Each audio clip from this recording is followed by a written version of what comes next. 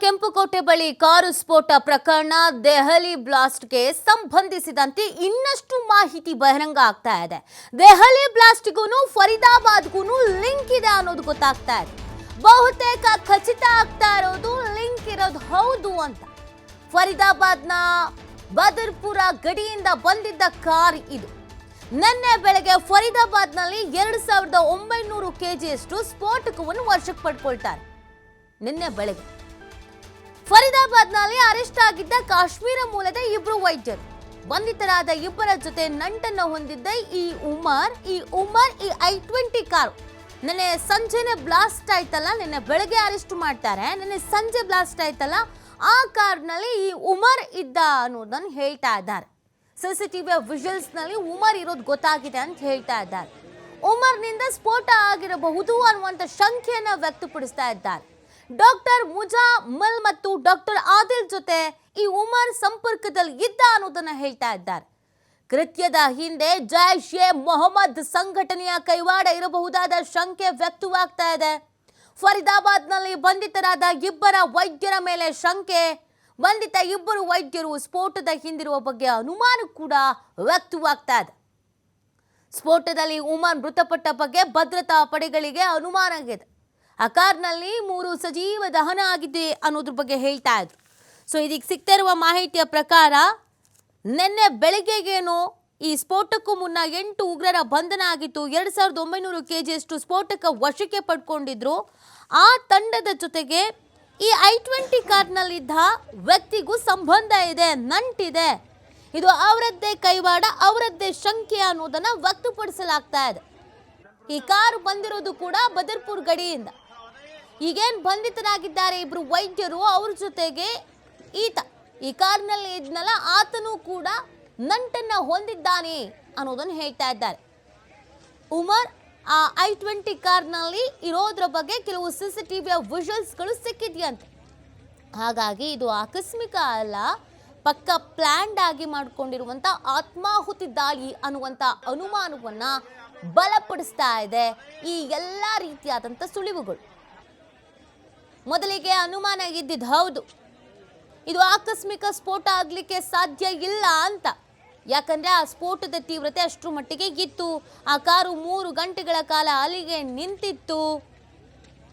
ಬೇಕು ಅಂತ ಹೊಂಚು ಹಾಕಿ ಸಮಯ ಕಳೀತಾ ಇದ್ದ ಹಾಗೇನೆ ಈ ಬ್ಲಾಸ್ಟ್ ಆಗಿದೆ ಅಂತ. ಅದಲ್ಲದೆ ಘಟನಾ ಸ್ಥಳದಲ್ಲಿ ಜೀವಂತ ಗುಂಡು ಕೂಡ ಪತ್ತೆ ಆಗಿದೆ.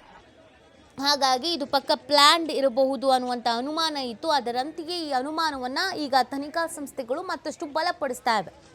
ನೋಡಿ, ನಿನ್ನೆ ಅಂದರೆ ಈ ಬ್ಲಾಸ್ಟ್ ಆಗೋದಕ್ಕಿಂತ ಮುಂಚಿತವಾಗಿ ಬೆಳಗ್ಗೆ 3 ಕಾಶ್ಮೀರಿ ವೈದ್ಯರು ಸೇರಿ 8 ಉಗ್ರರ ಬಂಧನ ಆಗತ್ತೆ.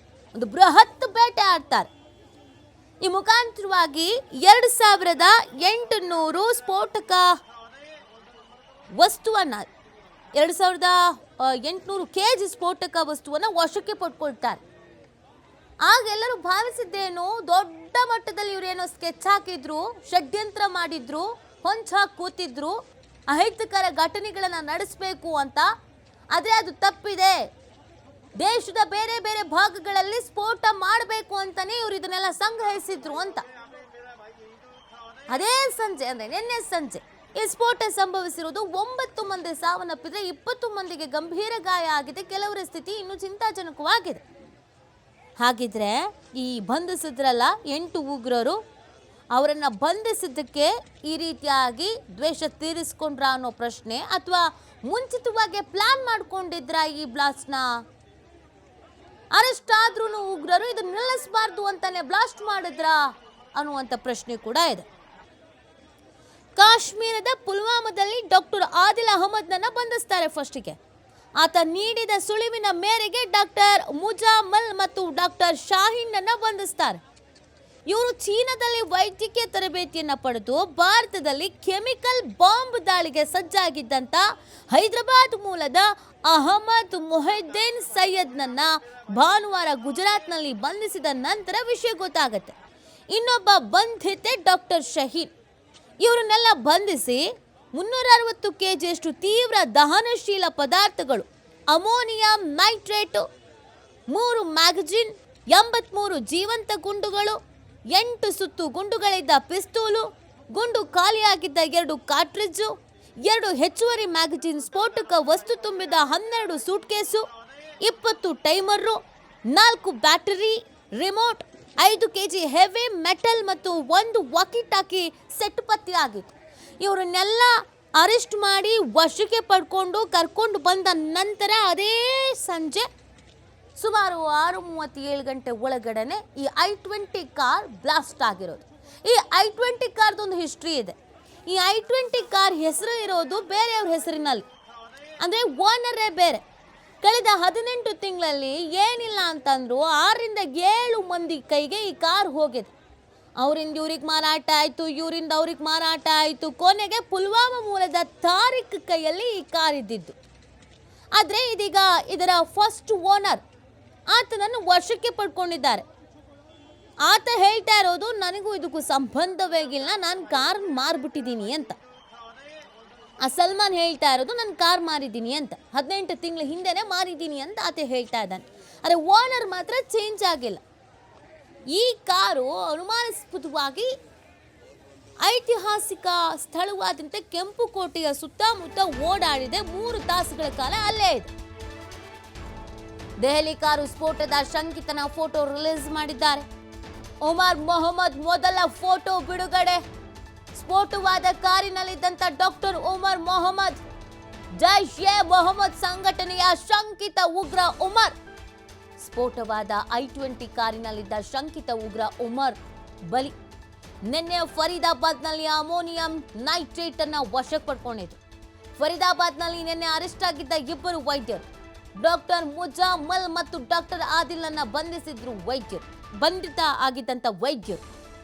ಸೊ ಇವರುಗಳಿಗೆ ಈತ ಲಿಂಕ್ ಅಲ್ಲಿದ್ದಾನು ಉಮರ್ ಮೊಹಮ್ಮದ್ ಅನ್ನೋದನ್ನ ಇದೀಗ ಶಂಕೆ ವ್ಯಕ್ತಪಡಿಸ್ತಾರೆ. ನೀವು ಫೋಟೋ ನೋಡ್ತಾ ಇದ್ದೀರಲ್ಲ, ಈತನೇ ಶಂಕಿತ ಉಗ್ರ, ಈತನೇ ಈ ಸ್ಫೋಟದ ರೂವಾರಿ ಇರಬಹುದು ಅಂತ ಸದ್ಯಕ್ಕೆ ಪ್ರಾಥಮಿಕ ಹಂತದಲ್ಲಿ ಅನುಮಾನ ವ್ಯಕ್ತಪಡಿಸ್ತಾ ಇದ್ದಾರೆ.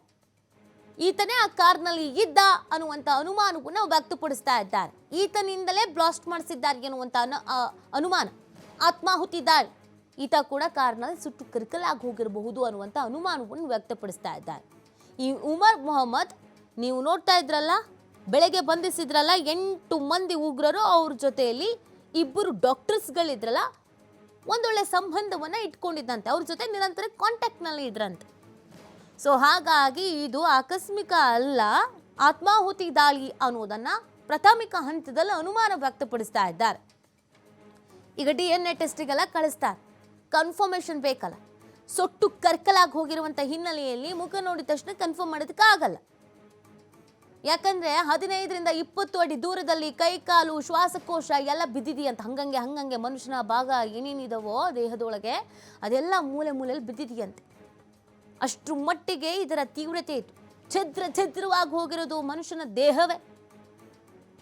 ಸುಮಾರು ಅದು ಎಷ್ಟೋ ಕಿಲೋಮೀಟರ್ ಗಟ್ಟಲೆ ದೂರಕ್ಕೆ ಈ ಸ್ಫೋಟದ ಶಬ್ದ ಕೇಳಿದೆ, ಭೂಮಿ ನಡಗಿದೆ. ಪ್ರತ್ಯಕ್ಷದರ್ಶಿಗಳು ಹೇಳೋದು ಅದನ್ನೇ. ಕಣ್ಣೆದುರನೆ ಸುಟ್ಟು ಕರ್ಕಲಾದವರು, ಭಸ್ಮವಾದವರು ಅನೇಕ ಮಂದಿ ಅಂತ ಹೇಳ್ತಾ ಇದ್ದಾರೆ. ಹಾಗಾಗಿ ಆ I-20 ಕಾರ್ ನೀವು ನೋಡ್ತಾ ಇದ್ದೀರಲ್ಲ, ಇದೇ I-20 ಕಾರ್ ವೈಟ್ ಕಲರ್ದು. ಈ ಕಾರ್ನಲ್ಲಿ 3 ಇದ್ರು ಅಂತ ಹೇಳ್ತಾ ಇದ್ದಾರೆ. 3 ಸಜೀವ ದಹನ ಆಗಿದ್ದಾರೆ ಅಂತ ಹೇಳ್ತಾ ಇದ್ದಾರೆ. ಅದರಲ್ಲಿ ಉಮರ್ ಮೊಹಮ್ಮದ್ ಕೂಡ ಇದ್ದಾನೆ ಅಂತ ಅನುಮಾನ. ಈಗ ಸದ್ಯಕ್ಕೆ ಕನ್ಫರ್ಮೇಷನ್ ಆಗಬೇಕು ಅಂತಂದ್ರೆ DNA ಟೆಸ್ಟ್ ಮತ್ತೊಂದೆಲ್ಲ ಮಾಡ್ತಾರೆ. ಆದರೆ ಸದ್ಯಕ್ಕೆ ತನಿಖಾ ಸಂಸ್ಥೆಗಳಿಗೆ ಏನು ಹೇಳ್ತಾ ಇದೆ ಅಂತ ಅಂದರೆ, ಇದು ಆಕಸ್ಮಿಕ ಸ್ಫೋಟ ಖಂಡಿತವಾಗಿಯೂ ಅಲ್ಲ ಅನ್ನೋದು ಅವರ ಅನುಮಾನ. ಆ ಅನುಮಾನ ಬಲವಾಗೋದಕ್ಕೆ ಕಾರಣ ಈ I-20 ಕಾರಿನ ಹಿನ್ನೆಲೆ, I-20 ಕಾರಿನ ಚಲನಾವಲನ, I-20 ಕಾರ್ನಲ್ಲಿ ಇದ್ದ ಅಂತ ಹೇಳಲಾಗ್ತಾ ಇರುವ ವ್ಯಕ್ತಿ ಮತ್ತು ಆ ಸ್ಫೋಟದ ದಿನ ನಿನ್ನೆ ಬೆಳಿಗ್ಗೆ ನಡೆದಂಥ ಘಟನೆ. ನಿನ್ನೆ ಬೆಳಗ್ಗೆ 8 ಉಗ್ರರನ್ನು ಬಂಧಿಸುವಲ್ಲಿ ಯಶಸ್ವಿ ಆಗಲಾಗತ್ತೆ. ಅಲ್ಲಿಗೂ ಆ ಘಟನೆಗೂ ಸಂಜೆ ನಡೆದಂಥ ಈ ಬ್ಲಾಸ್ಟಿಗೂ ಒಂದಕ್ಕೊಂದು ಕನೆಕ್ಟ್ ಇದೆ ಅಂತ ಲೆಕ್ಕ ಹಾಕ್ತಿದ್ದಾರೆ.